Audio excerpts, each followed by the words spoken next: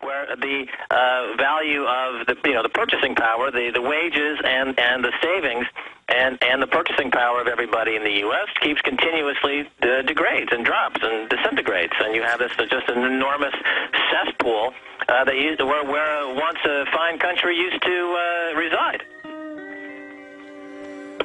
Well said. I've got a bunch of questions for you in the next short segment, then we're going to get into other issues you think are important to cover, and then take phone calls. One of my questions is, will the U.S. market collapse? When will it collapse if it does, and how will it collapse? That's all coming up with Max Keiser. I'm Alex Jones, Infowars.com. Max Keiser is our guest, MaxKeiser.com. Your call's coming up in the next segment. Max, I talked to one of my neighbors. I talked to other people, that are somewhat successful in business in Austin, and they say, well, I'm not in the stock market, so I don't care what these big banks are doing. And I don't understand this yuppie, pre-programmed arrogance where you try to warn people that and they act like it's weak to even care or even be involved in society as long as they think they're doing okay. I mean, everyone is connected to the stock market. Everyone is connected to the currencies. Everyone is connected through taxes with these trillions of dollars of, quote, bailouts used for bonuses. I mean, what do you call that mindset where people don't understand the incredible magnitude of what's happening in global markets right now and where this is leading us?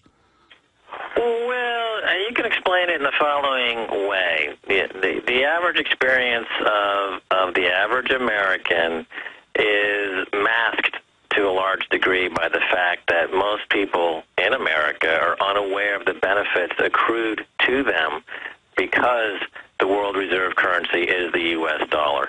So there is no radical currency risk that you see in other countries and the currency collapses that you see in other countries.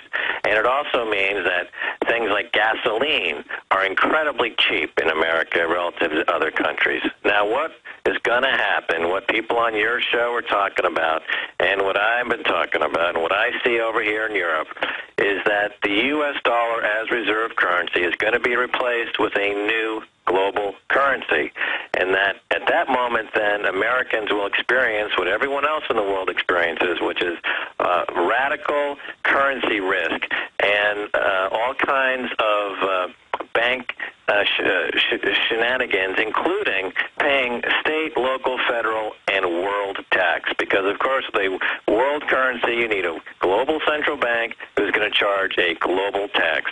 And then Americans will wake up and they'll say, oh, my God, it all happened. It's happening right now because the special drawing rights that are being used right now as part of this huge reconfiguration of the European banking system and the $1 trillion that the U.S. gave Europe to unwind their banks' risky positions. Part of that is the introduction of another $300 billion in special drawing rights. So the special drawing rights are creeping into the global currency system. At some point, they will be comparable to other major currencies in terms of the amount traded and the scope and the influence. And then you'll start to see things quoted in special drawing rights, and they'll normalize the special drawing right, and then it'll be announced that as part of Bretton Woods 2, they're going to reconfigure the global currency grid. The U.S. dollar will be devalued by 50% like it was in the 30s. Gold will be upwardly valued to $5,000 or $10,000 an ounce. And then people in the U.S. will have a deferred awakening, because since World War II, they've really had the benefit of, they've had the World War II dividend, which is stretched out for 60, 65 years. And they just expect... They've enjoyed this incredible period of benefits as a result of having this incredible system where their government, the U.S. government, can write checks that they never have to cash, because every time the check is due, they just write another check. And since the world runs on dollars, there's always somebody willing to take a bad American check. Now, as soon as that situation ends, as it is happening right now, you'll have this incredible shock, and then it'll be way, way, way too late to do anything about it. So I can understand why people are in a coma when it comes to understanding the position of the U.S. relative to the rest of the world. And I can also anticipate that when this thing finally makes the break, there's going to be an incredible gasp of horror that'll just go from coast to coast. There will be absolute shock. How did this happen? But it's happening for all the reasons you've been talking about for the last 10 years. And the banks will say, the big mega banks will say, don't worry, we're going to save you again. With SDRs, we're transcending national currencies, and we'll just make up to the power of infinity whatever amount of fiat money we want, and you're going to pay us taxes on the right to use this new global cashless society system, and they'll just bypass the 3 global regional currencies that the Trilateral Commission talked about in the 1970s, correct?